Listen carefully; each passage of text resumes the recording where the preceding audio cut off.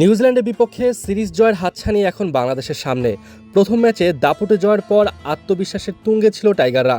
দুর্ভাগ্যবশত দ্বিতীয় ম্যাচ বৃষ্টির কারণে পরিত্যক্ত হয়ে যায়, যার ফলে সেই দিনই সিরিজ জয় নিশ্চিত করতে পারেনি বাংলাদেশ। তবে তৃতীয় ও শেষ ম্যাচে সিরিজ জয় নিশ্চিত করতে পারবে কি বাংলাদেশ, সেটা সময় অবশ্য বলে দিবে। তবে এই ম্যাচে টাইগারদের সম্ভাব্য একাদশ কেমন হতে পারে, চলুন দেখে নেওয়া যাক। ওপেনিংয়ে বরাবরের মতোই টিম ম্যানেজমেন্ট আস্থা রাখছে তানজিদ হাসান তামিম ও সাইফ হাসানের উপর। প্রথম টি-20 ম্যাচে দুজনেই খুব একটা সুবিধা করতে পারেনি, দ্রুত সাজঘরে ফিরে গিয়েছিলেন। দ্বিতীয় ম্যাচ তো বৃষ্টির কারণে খেলা মাঠেই গড়ায়নি। তবে সিরিজ জয়ের মিশনে শেষ টি-20 ম্যাচে এই জুটিকে বড় শুরু এনে দিতে হবে। বিশেষ করে তানজিদ তামিমের সাবলীল ব্যাটিং আর সাইফের দারুণ শুরুর দিকেই তাকিয়ে আছে দল। 3 নম্বরে ব্যাট হাতে নামবেন অধিনায়ক লিটন কুমার দাস। প্রথম ম্যাচে 15 বলে 21 রান করে ভালো কিছুর ইঙ্গিত দিয়েছিলেন তিনি।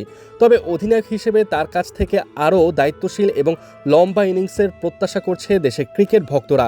শেষ ম্যাচে জয় নিশ্চিত করতে হলে লিটনকে আরও বেশি জ্বলে উঠতে হবে। ওদিকে প্রথম ম্যাচের জয়ের নায়ক তাওহিদ হৃদয়ের জায়গা এখন দলে আরও মজবুত।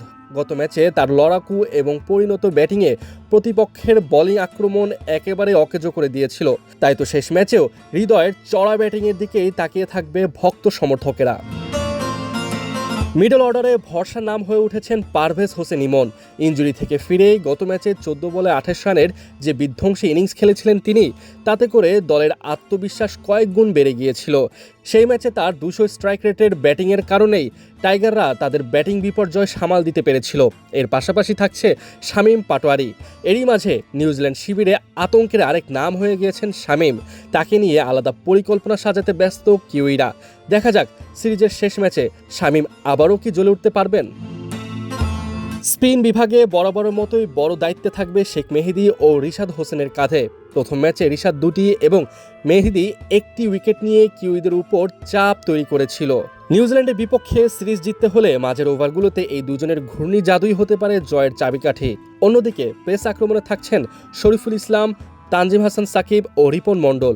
অভিষেক ম্যাচে রিপন মণ্ডল কিছুটা খুরুচে থাকলেও নিজেকে প্রমাণের জন্য টিম ম্যানেজমেন্ট তাকে আরও একটি সুযোগ দিতে পারে। সব মিলিয়ে একটি ভারসাম্যপূর্ণ দল নিয়েই সিরিজ জয়ের লক্ষ্যে মাঠে নামছে লাল সবুজের প্রতিনিধিরা।